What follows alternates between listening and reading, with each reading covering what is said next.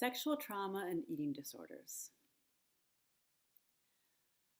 So, I spoke earlier about my own sexual trauma really being from religion and the shaming of women, and then also from my matriarchal line um, that reinforced that.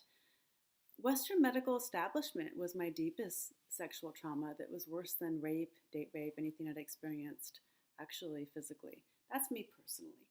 Um, but yeah, the way that the medical system goes about treating women and their bodies, the way OBGYN appointments are done, the way birth control is done. Um, I remember going in and getting,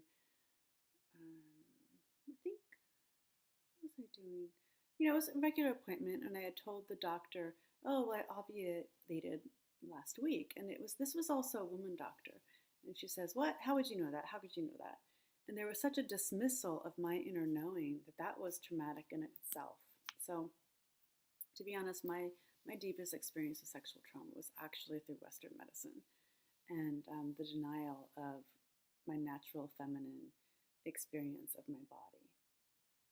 So, as a practitioner, though, working with many clients for, oh gosh, I worked for 10 years as a doula, and then I've been in the psychotherapy world for about 15 years. Um,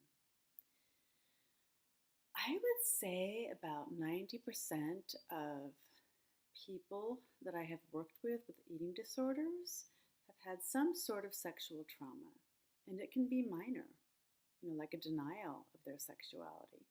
And it can also be a rape or molestation. For the last almost 3 years, I've worked at an eating disorders recovery residential home. And yeah, most of the people there have had some sort of sexual trauma. And so what happens is that when there is an objectification of the body, when our body isn't safe, when there's a raping or a taking, there's a dissociation that happens.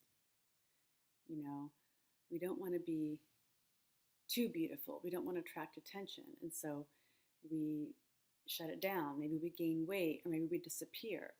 We don't want to be in our body. We don't want to experience pleasure. We don't want to experience sensations. If we're a child and we've had a molestation experience of some kind, there's a lot of confusing feelings. Something may have felt somewhat good, and yet there's a part of us that knows that's wrong, and so there's a shutting down, a disconnecting, a dissociation. And so there's also this disappearing that wants to happen.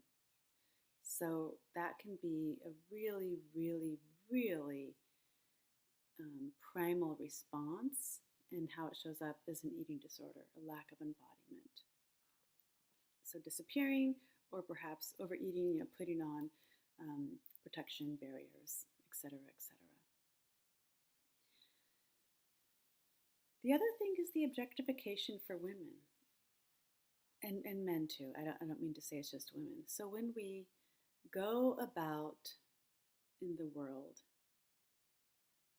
in a society where we see so much of our value is on what we look like, and then we have all of these photoshopped images, of course that's going to create body distortion and so much. So of course we're going to want to look like that. We don't look like it in the mirror, and body dysmorphia happens where we actually can't see what we look like. I've experienced that myself, and yes. And so there's a huge correlation with objectification, sexualization, sexual trauma with women. And I actually want to speak to something different about this, though.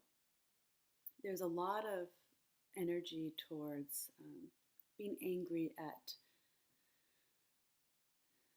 the masculine, being angry at the rape culture. So I agree on many levels, and yet I feel that it's far more important to get to the root. What is the underlying cause of this?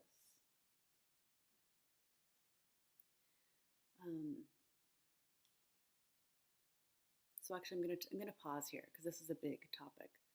So for many years, I spent being angry at sexualization, objectification of women, and kind of a blaming of society, culture, men, et cetera, et cetera, et cetera. And I have a different approach now. So